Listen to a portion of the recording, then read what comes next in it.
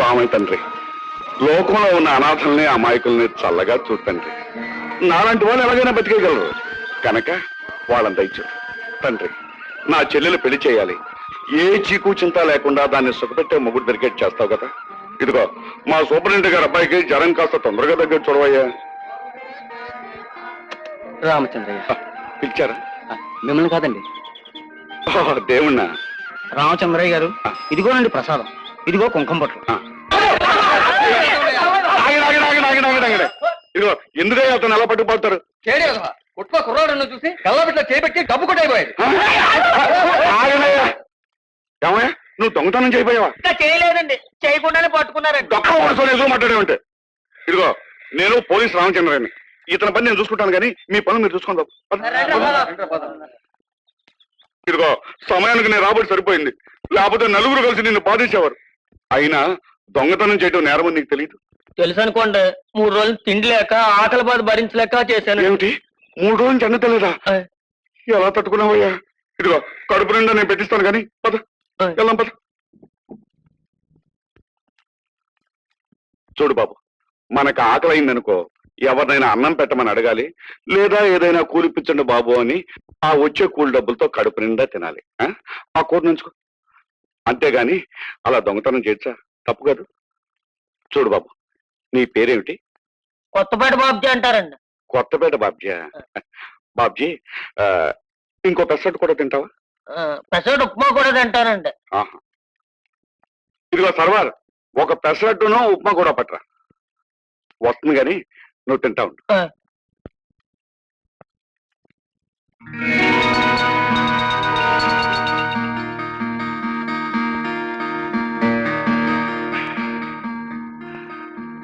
ఇదిగోండి పెసరట్టు ఉప్మా. బాబు, కాఫీ కూడా తాగుతావా? కాఫీ తాగనండి. బిల్ రా.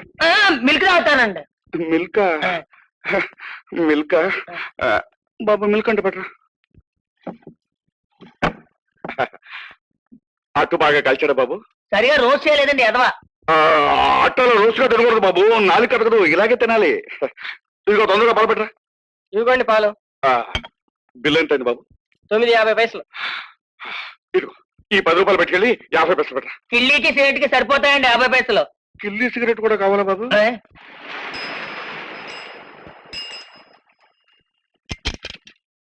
టైం అయిపోయింది. చలమా, తొందరగా క్యారియర్స్ వస్తాయి, మా డ్యూటీకి వెళ్ళాలి. ఆల్సో అయితే సూపరింటెండెంట్ గారు కాకలేస్తారు. ఏమిటి ఏమిటి అంట అన్నం క్యారియర్ అంటున్నావు? అసలు బియ్యం తీసుకొచ్చావా? బియ్యం? బియ్యం గుండించి వస్తూ బియ్యం తెస్తానని 10 రూపాయల సంచి పట్టుకెళ్ళావుగా. తీసుకెళ్ళాను. అసలు ఏం జరిగిందంటే నీకు మంచి పెళ్లి సంబంధం చూడాలి. ఇదిగో ఇదిగో మాట మార్చొద్దు. 10 రూపాయలేవి? నీ మొహం చూస్తేనే తెలుస్తుందిలే. ఎవడో దీనంగా మొహం పెట్టుంటాడు, దానం చేసేసావు. చూసావా వదిన, మీ అన్నయ్య అమాయకుడు, కాస్త నువ్వే చూసుకోవాలమ్మా అని బాధ్యత నాకు అప్పగించి నువ్వు వెళ్ళిపోయావు. చూసావుగా, ప్రతి పని ఇంతే. ఇలా అయితే ఇంటిని ఎలా నెగ్గుకురాగలని చెప్పు. ఊరుకో శాంతమ్మా, ఏదో పొరపాటు అయిపోయిందనగా దీనికి నువ్వు బాధపడ్డావును మీ వదినకి రిపోర్ట్ చేయాలేమిటి? ఇంకెప్పుడు అలా చేయనుగా అమ్మతోడు. అది కాదన్నయ్య, మనకే ఇబ్బంది కలిగించేటంత మంచితనానికి పోతే ఎలా చెప్పు? నిజమే చలమ్మా, కానీ మనందరినీ దయగా చూడడానికి ఆ శ్రీరామచంద్రుడు ఉన్నాడమ్మా. ఏం పర్వాలేదు. సరేనమ్మా, నాకు టైం అయిపోయింది, నేను డ్యూటీకి వెళ్ళాలి. అన్నయ్య చూడు, నువ్వు బియ్యం తీసుకురాలేదని నిన్న ఆకలి గడుపుతో పంపుతాననుకున్నావా? ఉప్మా చేసి క్యారియర్లో సర్దా. అదే కదమ్మా, నువ్వు ఏదో చేస్తావు నాకు తెలుసు, నా ధీమా అదేగా. అమ్మగారు, అమ్మగారు. ఎవరు? రామచంద్రయ్య. నమస్కారం అమ్మగారు. ఏమిటయ్యా ఇలా వచ్చావు? ఏమి లేదమ్మా, చిన్నబాబు జ్వరంగా ఉందని రాముల వారి గుడికెళ్ళి బాబు తొందరగా తగ్గిపోవాలని దండం పెట్టుకుని కుంకుని ఇచ్చారమ్మా. డాక్టర్ల మందుల కంటే దేవుడి కుంకానికే మహిమ ఎక్కువ అమ్మా. అమ్మగారు, సూపరింటెండెంట్ అయ్యారు అక్కడ? ఎక్కడేమిటయ్యా, 10 దాటుతుంటేను. డ్యూటీకి వెళ్ళారు. డ్యూటీకి వెళ్ళారా? రామచంద్ర, నాకు లేట్ అయిపోయింది, వస్తాను అమ్మగారు.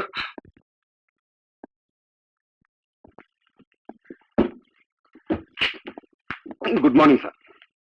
రామచంద్రయ్య, టైం ఎంత అయింది? 10 గంటలు దాటిందండి. దాటి 15 నిమిషాలు అయింది. బాధ్యత గల ఉద్యోగి కావాల్సింది సిన్సియారిటీ కాదు, పంక్చువాలిటీ కూడా. అవును సార్. మరి ఆ విషయం తెలిసి ఆలోచన చేశావు? మరేమో నేను వస్తుంటే నా సైకిల్ టైరు పంక్చర్ అయింది అంటావు, అవునా?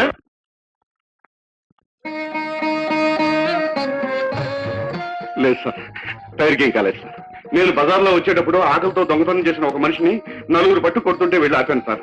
అక్కడ నా బదులు మీరున్న ఆపేవరే కదా సార్. అతను టిఫిన్ పెట్టి ఇంటికి వెళ్ళానా, మా అప్పులమ్మ మా ఆపి తన కష్టాలను చెప్తుంటే విన్నాను సార్. మీరైనా వినేవరే కదా సార్. అక్కడి నుంచి మీ ఇంటికి వెళ్ళి చిన్నబాబు జ్వరం తగ్గాలని గుండె నుంచి తెచ్చిన కుక్కం అంతా ఇచ్చేసి వచ్చేసాను సార్. అంతే సార్. అందుకే కాస్త ఆలస్యమైంది అంట. అవును సార్. చూడు రామచంద్రయ్య, 20 ఏళ్లుగా పనిచేస్తున్నా నీకు ప్రమోషన్ ఎందుకు రాలేదో తెలుసా? ఆ రామచంద్రుడికి దయ రాలేదు సార్. అది సరేనయ్యా, నా ముందు పనిచేసిన ఆఫీసర్స్ అంతా నీ గురించి రిపోర్ట్లు ఏం రాశారో తెలుసా? మంచివాడు, బాధ్యత కట్టుబడి పనిచేసేవాడు. కానీ రాస్తారు సార్. వాళ్ళు ఎప్పుడైనా ఏదైనా చిన్న తప్పు చేస్తే అదేమిటి సార్ తప్పు కదా అని చెప్పేవాడిని. ఇప్పుడు మీరున్నారనుకోండి, నేను ఏదైనా చెప్తే మీరు వింటారు. వాళ్ళు అలా కాదు సార్. నువ్వెవడవా చెప్పడానికని నా రిపోర్ట్ మీద ఏదేదో బరబర గీకేసేవారు సార్. అయినా రామచంద్ర ప్రభు రాసి పెట్టినప్పుడే నాకు ప్రమోషన్ వస్తుంది, కానీ వాళ్ళు వీళ్ళు రాస్తే రాదు సార్. సరే సరే, నీ ప్రమోషన్ గొడవ అట్టు పెట్టు. అసలు నిన్ను పిలిపించింది ఒక ముఖ్యమైన విషయం చెప్పడానికి. ఈ రోజు జగన్ అనే ఒక కొత్త ఖైదీ ఇక్కడికి రాబోతున్నాడు. అతను చాలా ప్రమాదకరమైన మనిషి. నడి వీధిలో నలుగురు ముందు 2 వ్యక్తులను దారుణంగా హత్య చేసేవాడు. మరి అతనికి ఉరిశిక్ష వెళ్ళేదా సార్? వేశారయ్యా, కానీ అతను సంబంధించిన వాళ్ళు ఎవరో సుప్రీంకోర్టులో అప్పీల్ చేశారట. ఆ జడ్జిమెంట్ ఏమిటో వచ్చే వరకు అతను మన కస్టడీలోనే ఉంటాడు. చూడు, ప్రమాదకరమైన ఆ ఖైదీ తప్పించుకోకుండాను అతని వల్ల మరి ఎవరికి అపకారం జరగకూడాను చూడవలసిన బాధ్యత ఉంది. ఆ విషయం నాకు తెలియదు సార్, నేను చూసుకుంటాను. అసలు మీ ముందు కనుక నేను ఇలా పిల్లిలాగా ఉంటాను కదా సార్, ఖైదీల ముందు పులిని సార్.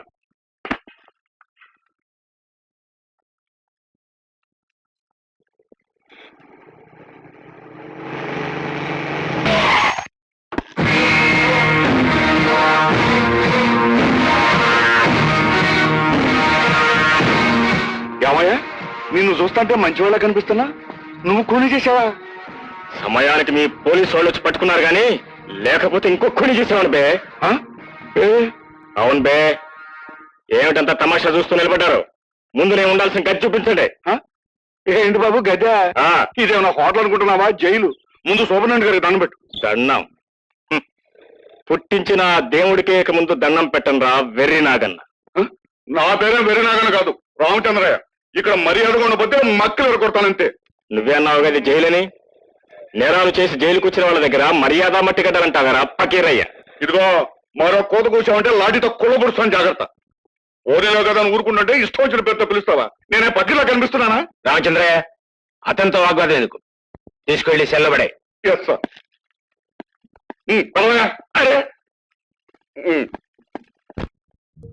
ఆంజనేయ స్వామి, నా బాధ ఆ రామచంద్ర ప్రభుతో కాదు, నీతో చెప్పుకోవాలయ్యా. నువ్వే న్యాయం చెప్పాలి. మనసు ఒప్పుకోకపోయినా, చెయ్యి లేవకపోయినా తప్పనిసరి వాడిని కొట్టాను. నా బదులు అక్కడ నువ్వున్నా ఆ పని చేసేవాడివి కదా. మీ రాముణ్ణి ఆ రావణాసురుడు ఏదో అన్నాడనే లగ్గన కాల్చావు కదా, అవునా? మరి మా అయ్యగారి మీద వాడు పళ్ళు విసిరి కొడితేనే కొట్టనేమిటి? కాకపోతే పాపం వాడిని కాళ్ళు చేతులు కట్టేసి ఉండగా కొట్టాను. పైగా 3 రోజుల నుంచి వాడికి తిండి తిప్పలు కూడా లేవట. అన్నయ్య, భోజనం వడ్డిస్తున్నాను, వస్తావా? వస్తున్నాను, వడ్డించమ్మా.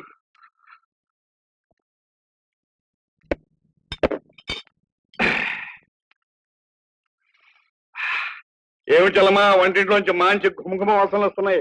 ఏం చేసావేమిటి? కోడి పొలావును కోడి కూర చేశానన్నయ్య. 3 రోజుల నుంచి మెతుకైన ముట్టలోని కాళ్ళు చేతులు కట్టిపడేసినోడిని గుడ్డును మీద కట్టిపోదాం. ఈ పాపం ఊరికే పోదు, గుర్తుంచుకో.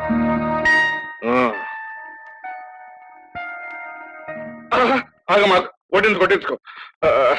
నా మధ్య పడిపోను, నేను ఇక్కడున్నానేమిటి? సూపరింటెండెంట్ గారు నా కోసం ఎదురు చూస్తూ ఉంటారు. అమ్మా, ఓ పని చేయి, ఆ పలావను కూరను క్యారియర్ లో సర్దేశాయి. నాకు తిరిగి దొరికినప్పుడు అక్కడ తినేస్తాను. నువ్వేమి తినవు, ఏ దొంగోడు పొట్టనో పెడతావు. అంటే నేను దొంగనాయుడికి తిండి పెట్టి అన్నదాతను అనుకున్నావేంటి? వాళ్ళ డొక్కలు గిట్టే పోలీసులమ్మా. నువ్వెవరో నాకు బాగా తెలుసు. కబుర్లు చెప్పక బుద్ధిగా తింటే తిను, లేదా మూత పెట్టి ఉంచుతాను, వచ్చిన తర్వాత తిను. సరేనమ్మా, నీ ఇష్టం. నేను అక్కడికి వెళ్ళిన తర్వాత ఏ స్పెషల్ డ్యూటీ పడి రాత్రి అంతా అక్కడ ఉండిపోవాల్సి వచ్చిందనుకో, అప్పుడు ఆఫీసర్ గారితో మా చెల్లాయి కొడి బలవ చేసింది, నేను వెళ్ళి తినాలి, నాకు సెలవు ఇప్పించండి సార్ అంటే ఆయన ఒప్పుకుంటారా? ఇవన్నీ జరిగే పనులా? అలా అయితే ఈ రాత్రి అంతా అక్కడే ఉండి పస్తుంటాను. నేనేమిటమ్మా, శ్రీరామచంద్ర ప్రభు అడవిలో ఎన్నో రోజులు పస్తున్నాడు, ఇక నాకేమిటి? అరే, చెప్పిన పురాణం చాలు గాని అన్ని క్యారెల్లో సర్ది పెట్టుంచాను. తినేసి పని చేస్తావో పని చేసి తింటావో నీ ఇష్టం. తలుపుది. రామచంద్రయ్య గారు మీరా ఈవేళప్పుడు మీరు సోమన్ రెడ్డి గారు కాకేసి ఆ 203 గారికి అన్నం తీసుకెళ్లి పెట్టమని ఆర్డర్ ఇచ్చారు. తప్పుతుందా మరి? సరే వెళ్ళండి సార్. ఇవాళప్పుడు ఆడు అన్నం తినకపోతే వస్తాడా నన్ను తప్పడానికి కాకపోతే?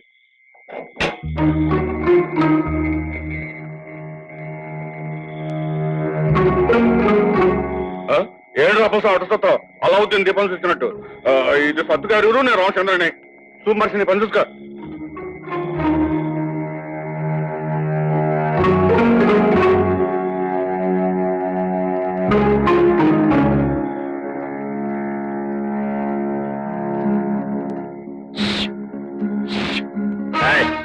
ఏమిటా ఇష్యూ కిషోర్? గట్టిగా అరవబోకయ్యా, ఖైదీలు అరవకూడదు. నీకోసం ఏం తెచ్చానో తెలుసా? ఇదిగో కోడి పొలం తెచ్చాను. అవునయ్యా, పొలావును కోడి కూర తెచ్చాను. ఇదిగో కోడి, కొక్కురుకో కోడి. ఏమిటయ్యా బుట్టలో పాము పిల్లలు చూసినట్టు బిత్తర చూపులు చూస్తావు? పొలావు నడిచావుగా, తిను. ఇదిగో నేనేమో నీకు శత్రువుని కాదులేవయ్యా, వయసులో నీకు పెద్దనే లాంటి వాడిని.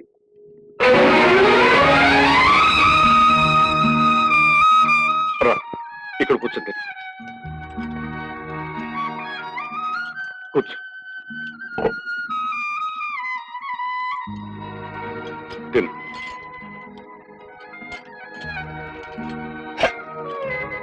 తిను. పాపం 3 రోజులు బట్టి పస్తున్నావు. ఎంత ఆకలితో ఉన్నావో ఏమిటో. ఆ పులుసు కలిపి తిను, బాగుంటుంది. అది అలా కొరకు తినాలి. చెప్పినట్టు వింటే బుద్ధిమంతుడు అనిపించుకుంటావు. చూడు జగన్, పొద్దున అనవసరంగా నాకు తెక్కరేగించావు, అందుకే కొట్టాను. అవును మరి, దేవుడు లాంటి మా అయ్యగారి మీద అలా పడి విసిరొచ్చా?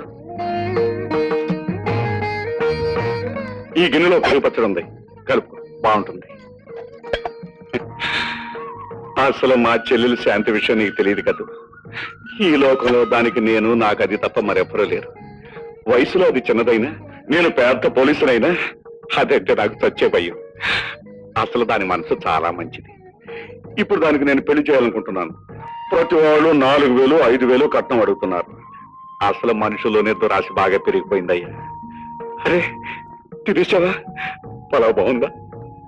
బాగుంది పోలీసయ్యా. నీ మనసులాగే మీ చెల్లెలు చెయ్యి చాలా తల్లడిదన్నా. నన్ను అన్నా అని పిలుస్తున్నావా? అవునన్నయ్య, మొదట నేను చూసినప్పుడు కాకి దుస్తులో ఉన్న నువ్వు కర్కశంగా ఉంటావు అనుకున్నాను. కానీ ఖైదీగా ఇక్కడికి వచ్చిన నన్ను ఆప్యాయంగా దగ్గర తీసుకున్నావు, తమ్ముళ్ళ ఆదరిస్తున్నావు. నేను ఇప్పుడు తిన్నది కూడా నీ తృప్తి కోసమే. నీ మంచితనం నన్ను పూర్తిగా మార్చివేసింది అన్నయ్య. అసలు మనిషి పోయాక లోకంలో మిగిలేది వాడి మంచితనమే. ఇప్పుడు నువ్వు మంచిగా ఉండి ఇక మీదట ఏ తప్పు చేయలేదనుకో. తప్పైనా నేరమైనా నాకు మాత్రం ఇంకొక మనిషిని నిలువునా చీల్చివేయాలను, వాడి నెత్తురు కూడు తినాలను. అడుగు, అదే నీతో వచ్చిన గొడవ. చక్కగా కనిపిన హంతకుడు బుద్ధి మాత్రం పోలేదు. ఇంకా చంపడాలు నెత్తురు అనటం మాత్రం మాను. నీకేం తెలుసన్నయ్య నా గుండెల్లోని ఆవేదన? ఒకప్పుడు నాది చంపటాలు రక్తం అనే మాటలు తెలియని అందమైన జీవితమే